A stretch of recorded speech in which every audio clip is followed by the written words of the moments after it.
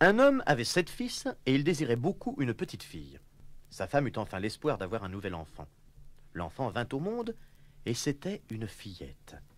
La joie des parents fut grande, mais le bébé était fragile et malingre et en raison de sa faiblesse, on dut la baptiser sur le champ. Le père envoya en hâte un des garçons à la source chercher de l'eau de baptême. Les 6 autres coururent derrière lui et comme chacun d'eux voulait être le premier à puiser l'eau, la cruche tomba dans la fontaine. Ils restèrent là, plantés, ne sachant que faire, et aucun des 7 n'osait retourner à la maison. Comme ils ne les voyaient pas revenir, le père s'impatienta et dit « Ces sacripants se sont mis à jouer et ont oublié. » Il avait très peur que la petite fille ne meure avant d'être baptisée, et dans sa colère, il cria « Vous voudrez que ces garnements soient changés en corbeaux ?» À peine avait-il prononcé ces mots qu'il entendit un bruit d'ailes au-dessus de sa tête.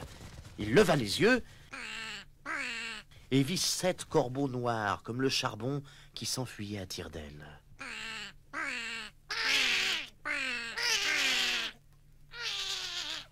Les parents ne pouvaient revenir sur ce souhait, et ils avaient beau être très tristes de la perte de leurs 7 fils, ils se consolèrent un peu grâce à leur chère petite fille, qui reprit bientôt des forces et embellit de jour en jour. Pendant longtemps, elle ignora qu'elle avait eu des frères, car les parents se gardèrent bien de le lui révéler. Mais un jour, par hasard, elle entendit les gens parler d'elle.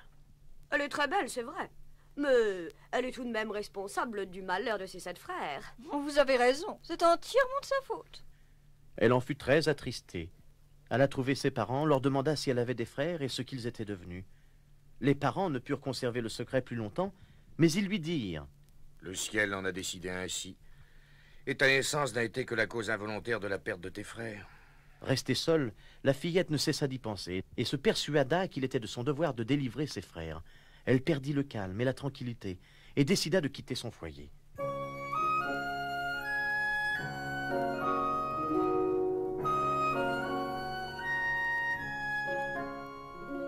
Elle se mit à parcourir le monde pour découvrir ses frères, où qu'ils soient, et les délivrer à n'importe quel prix.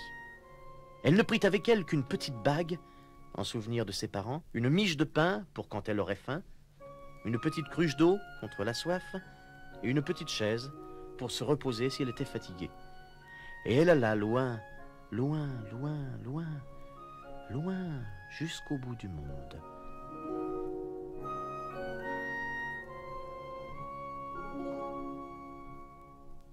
Elle arriva jusqu'au soleil. Il était brûlant et terrifiant, et mangeait les petits-enfants. Vite, elle s'en éloigna et courut jusqu'à la lune. Mais la lune était froide, affreuse et méchante.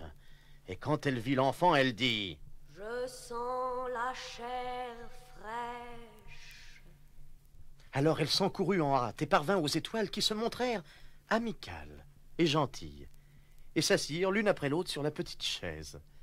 Mais l'étoile du matin se leva, lui donna un osselet et lui dit « Sans cet osselet, tu ne pourras pas ouvrir la montagne de verre.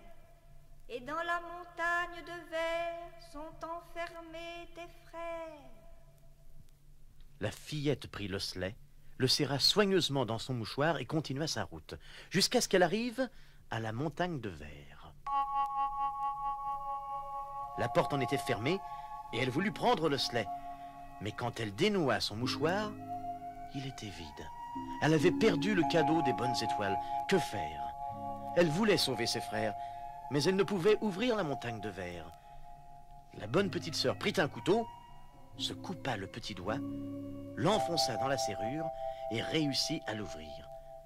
Lorsqu'elle fut entrée, elle rencontra un nain qui lui dit « Que cherches-tu, mon enfant ?»« Je cherche mes frères, les 7 corbeaux. »« Messieurs les corbeaux ne sont pas chez eux, mais si tu veux attendre leur retour, tu n'as qu'à entrer. » Là-dessus, le nain apporta le repas des corbeaux, 7 petites assiettes et 7 petits verres, et la sœurette mangea une petite bouchée dans chaque assiette, et but une petite gorgée dans chaque verre. Mais dans le dernier verre, elle laissa tomber l'anneau qu'elle avait emporté de chez ses parents. Tout d'un coup, elle entendit dans l'air un bruit d'ailes et des plaintes. Et le nain s'écria. Voilà, messieurs les corbeaux qui rentrent.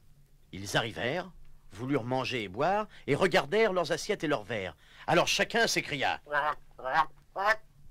Qui a mangé dans mon assiette? Qui a bu dans mon verre? Il y a un être humain par ici. Et au moment où le 7e vidait son verre, l'anneau roula vers lui. Alors, il le regarda et reconnut qu'il venait de chez ses parents et cria. Dieu veuille que notre petite sœur soit ici, alors nous serons délivrés. La fillette était derrière la porte et prêtait l'oreille. Quand elle entendit ce souhait, elle se montra. Me voilà, mes frères. Et tous les garçons reprirent leur forme naturelle.